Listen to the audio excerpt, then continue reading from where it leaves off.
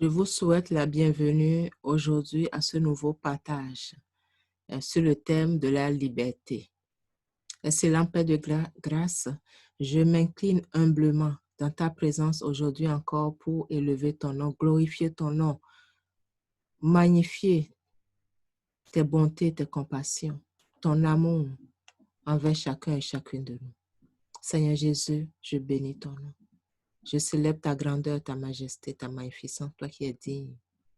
Merveilleux Saint-Esprit, sois loué, sois glorifié pour ton œuvre au milieu de nous, ton œuvre en chacun et chacune de nous. Au nom de Jésus-Christ, Amen.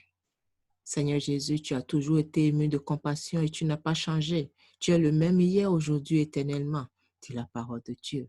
Alors, tu es encore ému de compassion aujourd'hui envers chacun et chacune, car tu vois les fardeaux, tu vois les liens, les chaînes de maladie, tu vois les liens de stérilité, tu vois les liens, Seigneur, qui enchaînent, qui plongent dans le découragement, le désespoir, plusieurs personnes. Alors étends tes mains, Seigneur Jésus, de ta main puissante agis. Que ton huile de joie, ton huile de paix, de bonheur coule dans les cœurs, coule dans les vies, dans les foyers. Que ta main puissante, Seigneur, délivre des chaînes de la maladie, délivre des liens de stérilité, délivre des liens de fatigue, de dépression. Que ta main puissante couvre, protège, que l'enfer recule, que les ténèbres reculent dans les vies, dans les foyers, dans les couples, sur les nations. Toi à qui rien n'est impossible, toi qui peux tout. Rien ne peut demeurer devant ta face. Quelle porte peut demeurer fermée si tu décides de l'ouvrir? Quelle chaîne peut demeurer si tu décides de la briser? Et parce que tu es l'amour, tu es la miséricorde, tu le fais. Tu le fais par amour, tu le fais par bonté, tes compassions, qui surabondent là où les péchés abondent, là où les manquements abondent, parce que tu as versé ton sang, qu'il soit sauvé, tu as versé ton sang, que les chaînes soient brisées par ton œuvre à la croix pour nous. Nous te disons merci parce que tu le fais. Nous te louons, nous te glorifions. Merci, Papa. Toi qui le premier nous as aimés, tu as livré ton Fils pour nous. Merci, merveilleux Saint-Esprit, toi qui agis au milieu de nous, toi qui fais toutes choses dans le nom de Jésus-Christ. Amen. Amen et Amen. Gloire à Dieu. Alors, aujourd'hui, je vais parler du thème de la liberté. De nos jours, tout le monde veut être libre.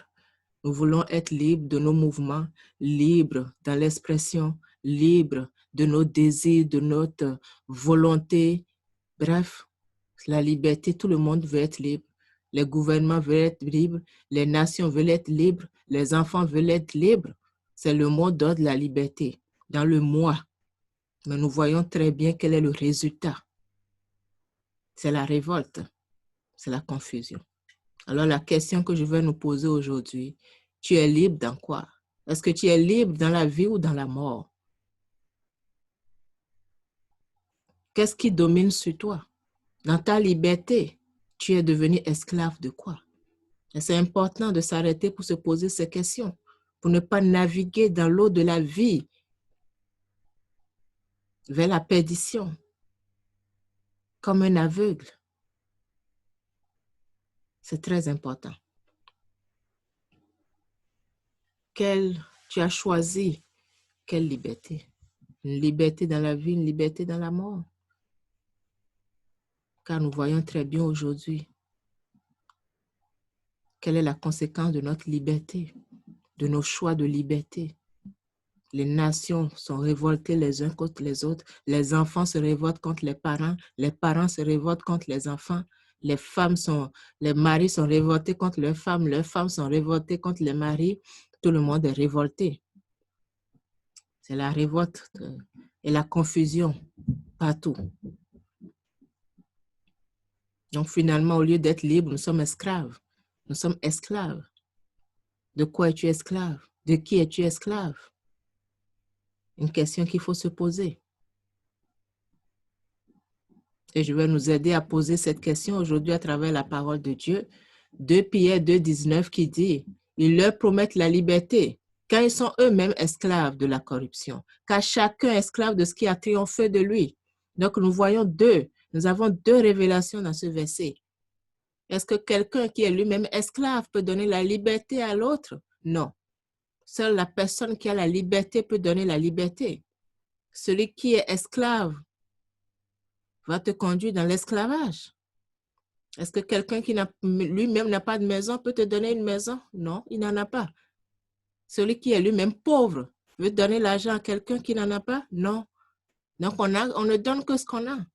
Celui qui est lui-même lié, esclave de quelque chose, il veut te donner la liberté dans cette chose impossible. Celui qui peut donner la liberté, ce n'est que celui qui a la liberté. Et je vais te dire c'est qui dans quelques instants. Alors, demeure à l'écoute. Et tu vas te dire, moi, je ne suis pas esclave. Oui, tu es esclave. Car celui qui est esclave, c'est quelqu'un qui a laissé quelque chose triompher de lui, dominer sur lui. Tu es esclave. Tu es tellement libre de regarder les réseaux sociaux, de t'afficher sur les réseaux sociaux que tu ne peux plus t'empêcher. Que tu passes toute la nuit là-dessus, tu es esclave. Tu es tellement libre de boire que tu ne peux plus t'empêcher de boire, tu es esclave de la boisson. Tu es tellement libre de manger que tu ne peux plus t'arrêter de manger, tu es esclave de la nourriture. Tu mens tellement que tout ce que tu dis est mensonge, tu es esclave du mensonge. Tu voles tellement que si tu ne voles pas, tu n'es pas bien, tu es esclave du vol. Alors examine ta vie, de quoi es-tu esclave? Face à quoi est-ce que ton âme crie au secours? Malgré les illusions, les apparences de joie, de paix, qu'est-ce qui crie en dedans de toi? Quels sont tes cris de cœur, les cris de ton âme que tu caches au monde entier? Toi qui fais rire le monde entier, après tu vas pleurer.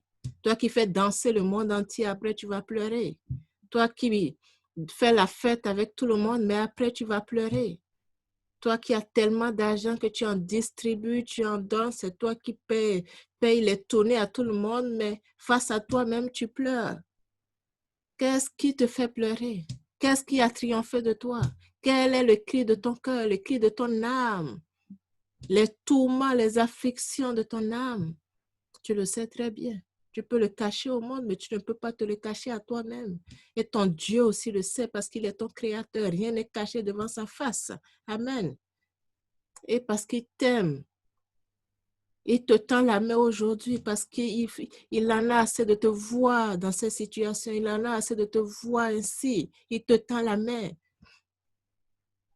Il veut que tu viennes te reposer dans ses bras, que tu viennes déposer tout ce qui ces fardeaux à ses pieds. Il t'appelle, il crie à toi. Jésus-Christ est le seul chemin parce que c'est lui qui est la liberté, c'est celui qui a triomphé de la mort, qui a triomphé du péché, qui a triomphé de toute forme d'esclavage. Il est le seul à avoir triomphé, donc il est le seul qui peut te donner la liberté. Même la mort n'a pas pu triompher sur lui. Il est ressuscité le 3e jour pour que tu puisses avoir accès à sa vie. Il te tend la main, il veut te donner sa vie, sa liberté, sa paix. N'attends pas le moment des regrets, n'attends pas qu'il soit trop tard. Entends maintenant sa voix. Prends sa main qui t'est tendue. Sois résolu à en finir avec l'esprit de mort, la liberté dans la mort. Tu dois prendre la résolution toi-même parce que personne ne peut te forcer, mais n'attends pas le moment où c'est trop tard. N'attends pas le moment des regrets. Jésus-Christ te tend la main. Il est le chemin, la vérité, la vie. Romains 8, 2 va nous dire, en effet, la loi de l'esprit de vie en Jésus-Christ m'a affranchi de la loi du péché et de la mort. Jésus-Christ est celui qui peut t'affranchir parce que c'est lui seul, c'est lui qui est la liberté. Il est le seul sur qui rien n'a pu dominer. Seul celui qui a La liberté peut te la donner. La liberté véritable et totale. Et c'est Jésus-Christ. Tu peux avoir accès à cette liberté, à cette vie uniquement en lui. Et lui seul peut te délivrer, t'affranchir de manière permanente et non temporaire. Le coaching ne peut pas te délivrer de ça. Ça, c'est tu y vas après, séance après séance, séance après séance. Toi-même, tu es fatigué des séances. Viens à Jésus. Viens boire la source d'eau vive. Amen. Et nous pouvons lire dans 2 Corinthiens 3, 17. Oh, le Seigneur, c'est l'Esprit de vie. Et là où est l'Esprit du Seigneur, Jésus, là est la liberté. Et comment tu fais pour accéder à ça? Vous connaîtrez la vérité vous affranchira. Maintenant que tu connais la vérité, maintenant que tu entends la parole qui est la vérité, sois résolu à être affranchi par Jésus-Christ de ces liens, de ces chaînes qui te tirent vers le bas. Ne reste pas dans les illusions. Que le voile tombe de ta face maintenant, que tu vois, que tu reçoives la vérité, la lumière, que tu quittes les ténèbres. Jésus-Christ est la lumière. Quitte les chaînes, les liens. Viens à la liberté, viens à Jésus-Christ, celui qui est mort pour toi, pour que tu puisses avoir la liberté dans sa vie, une liberté libre de la mort. Amen. Et il te dit, venez à moi, vous tous qui êtes fatigués et chargés, et je vous donnerai du repos. Dans Matthieu 11, 28, il crie à toi maintenant. Il crie à ton âme, il a entendu le cri de cœur de ton âme. Pendant que tu penses que personne n'entend, oui, il entend. L'angoisse de ton cœur, oui, il entend. Il t'appelle que tu viennes te confier en lui, que tu viennes recevoir le repos dans sa présence, dans la communion avec lui. Amen. Quel que soit ce qui te fatigue, il peut t'en libérer. Le seul qui peut t'en libérer, c'est lui. Parce qu'il est la puissance. Aucune porte ne peut demeurer fermée devant lui. Aucun lien ne peut demeurer devant lui. Il est celui qui peut tout. Rien ne lui est impossible. Amen. Alors si tu ne le connais pas encore, reconnais qu'il est mort pour toi, reconnais qu'il est ressuscité pour toi. Confesse-le de ta bouche comme ton Seigneur et Sauveur. Répands-toi de toute cette vie que tu avais parce que tu ne connaissais pas la vérité. Maintenant, tu connais la vérité. Et Jésus-Christ veut briser ses liens sur ta vie. Il veut te délivrer de ces chaînes par sa relation avec toi. C'est pas de la magie, non. C'est dans ça. Il vient en toi te donner sa vie. Dans cette communion avec toi, il te libère. Il prend ta vie de mort, il te donne sa vie de liberté. Amen. Reconnais-le, reçois-le, demande-lui de venir te faire goûter sa vie, demande-lui de venir te décharger, demande-le de venir te faire découvrir sa vie. Dis-lui que tu veux le découvrir, cet ami fidèle qu'il est. Tu veux être dans sa présence, tu veux être en communion avec lui, que tu veux véritablement avoir une relation avec lui, une relation d'amour. Engage-toi avec Jésus-Christ. Reçois le baptême en son nom, au nom du Père, du Fils et du Saint-Esprit, pour témoigner de ton engagement avec Jésus-Christ. Dans le lieu où tu es, dans le secret de là où tu es, pas besoin de cérémonie, rien. Communique avec lui, dis-lui, il t'entend. Il t'entend. Il n'attend que toi. Il frappe à la porte. Il n'attend que toi pour ouvrir la porte, qu'il puisse entrer et passer tout le temps avec toi, demeurer avec toi, marcher avec toi. Dis-lui ce que tu désires sincèrement du fond de ton cœur. N'essaie pas de camoufler, n'essaie pas de belles paroles, non. Dis-le comme tu le ressens. Il est la vérité. Il est la vérité. Il n'est pas dans les camouflages, non. Dis-lui simplement, humblement, ce que tu ressens. Amen. Et il t'attend. Tel un ami fidèle. aimant.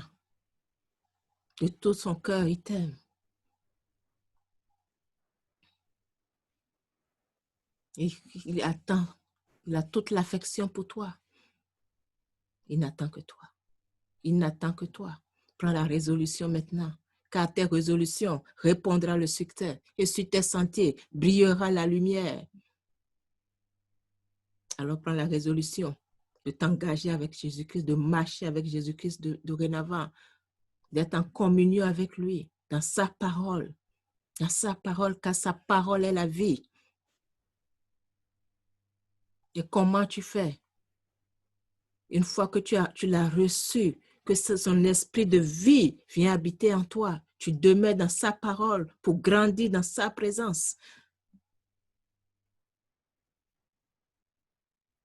Tu te nourris de sa parole.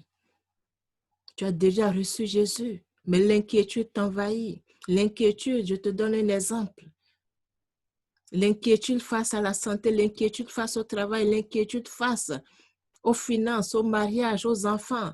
Qu'est-ce que la parole, l'esprit de vie dit? Parce que la parole, Jésus-Christ, c'est la parole.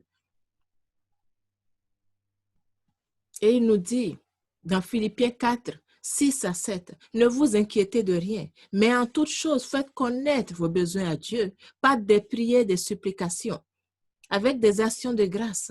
Et la paix de Dieu qui surpasse toute intelligence gardera vos cœurs et vos pensées en Jésus-Christ. Alors, je te donne une application pratique. Quand l'inquiétude vient, parce qu'on est dans le monde, on ne peut pas s'abstenir de ces choses vont venir. Tant que nous allons vivre, ces choses vont venir. Que tu aies reçu Jésus-Christ ou pas, ces choses vont venir. Mais parce que tu as l'esprit de vie, tu as la paix, le prince de paix avec toi. Tu as la force avec toi, la force de Jésus-Christ. Tu vas puiser dans sa force. Jésus-Christ, c'est la parole. L'épée de l'esprit de Jésus-Christ, c'est la parole de Dieu. Alors, tu opposes. L'inquiétude, c'est l'esprit de mort. Ne te laisse pas aller dans ça. Tu opposes à ça tout de suite l'esprit de vie, la parole de Dieu. Et qu'est-ce que la parole de Dieu te dit? De ne pas t'inquiéter. Alors tu dois ouvrir ta bouche et dire, je ne veux pas m'inquiéter, je ne m'inquiéterai pas, parce que la parole de Dieu me dit de ne pas m'inquiéter de rien. Et parce que moi, je marche selon les desseins de Dieu, parce que je marche avec Jésus-Christ, je n'obéis qu'à Jésus-Christ, ma liberté est en Jésus-Christ. Et qu'est-ce qu'il te dit? Une fois que tu as opposé à l'esprit de mort, l'esprit de vie, maintenant tu appliques ce que Dieu te dit, ce que sa parole te dit de lui faire connaître par des prières, tes besoins. Alors, quelle est l'inquiétude? Quel est le besoin qui amène l'inquiétude? Parce que c'est un besoin qui amène l'inquiétude.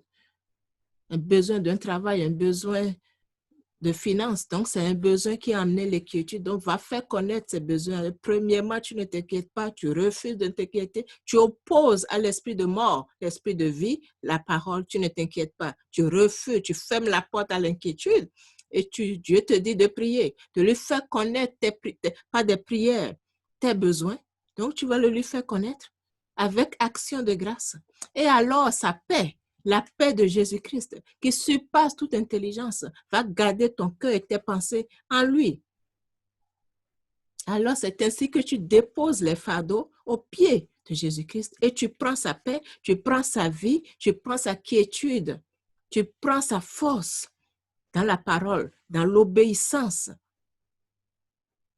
à l'esprit de vie, dans l'obéissance. Et tu es affranchi de la loi, de l'esprit de mort, de la loi du péché qui est l'inquiétude, qui venait te happer. Tu le rejettes et tu opposes l'esprit de vie, l'obéissance à la parole de Dieu. Et ce n'est pas une chose que tu fais juste une fois, non. Parce que le diable, tel un lion rugissant, il va essayer de revenir encore et encore pour t'inquiéter. Mais tu n'arrêtes pas. Parce que la foi vient de ce qu'on entend vient de la parole de Dieu. Donc, tu opposes autant de fois qu'il faut à l'esprit de mort, tu opposes l'esprit de vie jusqu'à ce que ta situation soit réglée. Tu ne te tais pas. Tu n'arrêtes pas. Tu demeures dans sa présence, dans sa parole, pour puiser dans sa force, pour persévérer. Pour persévérer dans la vie et refuser l'inquiétude, refuser tous ces semblables, tous ces tourments.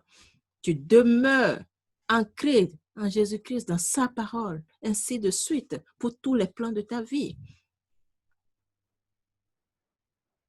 Alors voilà ce que je voulais partager aujourd'hui avec vous. Je prie que Jésus-Christ, qui est la force, qui est la lumière, qui est la puissance, qui est l'amour, qui est tout, qui est l'esprit de vie, de sa plénitude, vous remplisse de force, d'intelligence, de sagesse, de discernement, vous remplisse de sa liberté, la liberté dans la vie, qui vous a franchi de tout esprit de mort de péché, dans sa présence, dans sa parole, qui nous donne la force pour persévérer dans sa présence, persévérer dans la communion avec lui, pour être affranchi de tout lien, de toute chaîne. Et qu'en toute chose, le Père soit glorifié par notre Seigneur Jésus-Christ, à qui est la louange, l'honneur, la gloire, l'adoration, la puissance au siècle des siècles. Amen. Merci, merveilleux Saint-Esprit, toi qui fais toutes choses. Merci pour ton œuvre, ta présence avec chacun et chacune. Merci de ce que tu enseignes, tu instruis. Tu fais grandir dans la connaissance de Jésus-Christ, chacun et chacune de nous. Tu nous fais croître dans sa présence, dans sa parole. Tu nous fortifies par sa puissance glorieuse, afin que nos vies puissent porter du fruit en abondance pour la gloire de Dieu Tout-Puissant. Au nom de Jésus-Christ, amen. Gloire à Dieu. Merci Seigneur Jésus. Merci merveilleux Saint-Esprit. Au nom de Jésus-Christ. Amen. Et je vais conclure avec Jean 5, le verset 5 à 6 qui nous dit de demeurer en moi. C'est Jésus-Christ qui nous parle. Et je demeurerai en vous. Comme le sarment ne peut lui-même porter du fruit s'il ne demeure attaché au cep. Ainsi, vous ne pouvez pas non plus si vous ne demeurez en moi. Je suis le cep et vous êtes les sarments. Celui qui demeure en moi et en qui je demeure porte beaucoup de fruits. Sans moi, vous ne pouvez rien faire. Si quelqu'un ne demeure pas en moi, il est jeté comme le sarment et il sèche, puis on le ramasse. On ramasse les serments, on les jette au feu où ils brûlent. Alors je prie que nous puissions par la force du Saint-Esprit demeurer en Jésus-Christ, qu'il demeure en nous et que nos vies portent des bons fruits pour la gloire du Dieu Tout-Puissant. Au nom de Jésus, que nos vies, nos joies soient parfaites, que la joie de nos familles, la joie soit dans nos maisons, la joie véritable, la joie qui ne finit pas, la joie que rien n'arrête, la joie de Jésus-Christ. Telle est ma prière pour chacun et chacune de nous. Amen. À bientôt. À la prochaine. Amen.